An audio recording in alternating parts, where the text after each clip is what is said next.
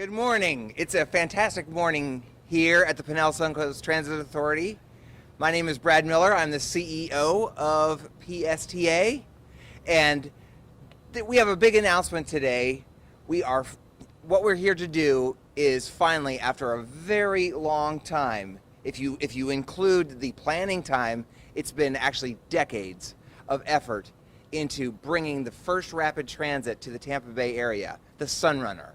And we're here today with several members of the PSTA board. We've got our chair, Pat Gerard, a county commissioner.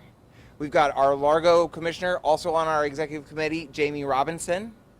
We've got Dunedin Commissioner Jeff Gow, he's on the PSTA board, and our vice chair, Gina Driscoll, from the St. Pete City Council with me.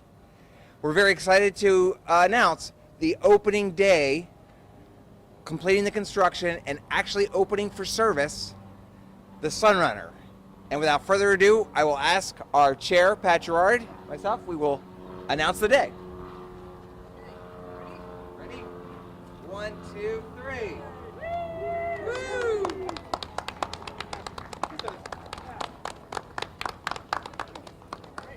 All right. Friday, October 21st. Come on we back. all hope you'll be there. Okay. Back up the microphone. Now they're going to ask you questions. Okay. Friday, October 21st, 2022, will be the launch of the first rapid transit in the Tampa Bay area, the SunRunner. Using these buses between downtown St. Petersburg and St. Pete Beach, the Gulf of Mexico, we are very excited to have a rapid transit line that will dramatically improve public transportation across the entire Tampa Bay. So when you say improve, going to be more services, what does that mean? The SunRunner will be much faster type of transportation between its destinations. It will have stations, not stops. It will be more like a train where it'll have its own dedicated lane through most of the corridor. When the vehicle pulls up to every station, all the doors will open. You can get on any door. On this vehicle, you can see, instead of putting your bike on the front of the bus, if you have a bike, you just roll that right onto the bus and you put it on the bus. It will be much more like a rapid like a train system. At the stations, you will pay with your Flamingo app. You can get it on any door. If you have a mobility device like a wheelchair or anything, the station platforms, you'll just roll right on. You don't have to step onto the vehicle. It'll be a dramatically different and better system for many tourists, for employment, for people that want to go to downtown St. Petersburg for the day or to the beach. We think it'll have be a big success. And then in addition, this 10-mile line is the first, and we think it'll be really a catalyst for other rapid transit lines that we'll be bringing forth throughout Pinellas County and the whole Tampa Bay area. Can you expound on that? Just talk about maybe what other corridors you're looking at besides the central out to the beaches, any north, south, or other east, west? Yeah, so this line was chosen, and again, it was chosen in plans dating back even 15 years ago, because it is a very high ridership transit corridor in Pinellas County. From downtown St. Petersburg to the beach. It's been very successful for a very long time, and this will be a much faster way, rapid transit way, to get for those two destinations. Beyond that, there's plans underway to have an express service connecting St. Petersburg up the interstate to the airport, and then over into Tampa, and then maybe even up into Pasco County in Hillsborough County with a rapid transit line.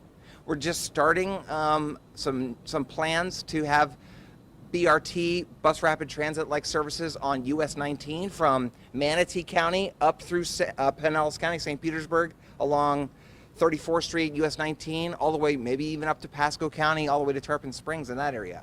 So those are some of the other areas. Of course, we expect Brightline, the Brightline train to come soon to Tampa, and then hopefully connect down to Pinellas County. Can you give us the why? Why now? The why for SunRunner? No, yeah, why? What the need? What's the need here?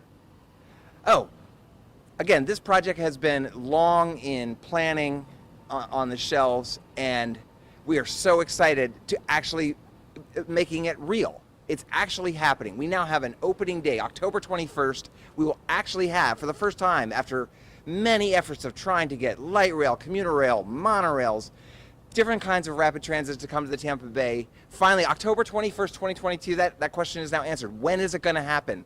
We are going to have a rapid transit line that is not only going to carry lots of people, lots of tourists, lots of workers, it's going to provide economic development opportunities, affordable housing opportunities for more housing in along the line. You already see that in St. Petersburg, where apartments are being built and things are being built along the SunRunner stations that are already completed their construction.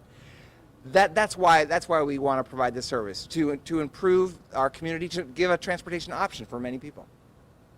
Do we have Pat come up to the mic for a moment? Maybe? Sure. Don't ask me anything too hard. Oh. Pat, there's been for decades, as he said, and then over the last decade or so, there's been this push that the only way we can, get rapid transit or mass transit is through rail. Talk about how, unique being able to call that type of transportation with a bus. There was always this stigma that we couldn't get over the bus. Right. Well, and, Pinellas County being built out as it is, rail was always going to be a heavy lift because there's no right-of-way anymore. So, bus rapid transit is something that you don't need to find that right-of-way for the rail. You can change the routes if it's not working the way it should. You can change the stops, you can change the routes. So really that's looking more and more like the way we're going to go. For a while we talked to CSX about using their rail lines. That doesn't seem to go anywhere on their end. So this is what we have, and this is what we're going to make the best of it. You've had leadership in this county for a while in different positions. Is this a really big deal, or is this like a necessary step that becomes a big deal? Yes, both. You have to have a first step. So, once people see how convenient this is and how, it's rapid, it's frequent service, and you can just get on it and get someplace quickly. That's something we're the biggest transit or biggest metropolitan area in the country that does not have transit. So this is a big deal. This is the start.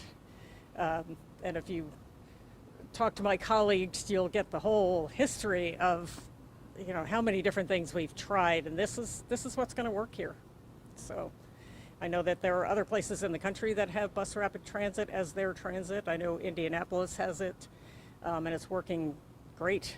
So here we are. All right. Thank you. Anybody else? Any other questions you guys have? You mentioned Shouldn't run away. the Flamingo app, but if someone doesn't have a smartphone, will they be able to pay with cash? Brad? Well, no, not aboard the vehicle. The only way to ride it will be with a pass or with the Flamingo app. But yes, you can go to retail outlets with cash and then put that onto your Flamingo card or onto your phone. Will they be able to make that point of purchase at one of the stops, one of the stations? We are working to line up retail establishments next to or very close to every stop along the corridor. I should point out, for the first 6 months, starting on October 21st, for the first 6 months of operation, it'll be completely free. So there's no excuse not to come out and try it. So And using bring your the bathing card, suit, because you can yeah. go right to the beach. Will there Using the be card segment makes it that charges, much or faster. There's going to be a flat fee just to get on. In other words, if you went from downtown to the beach, is the fare different than if you're going halfway? No, it'll be this. It'll be one fare. It'll be the standard PSTA fare of $2.25 for a ride. Thank you. Thank you.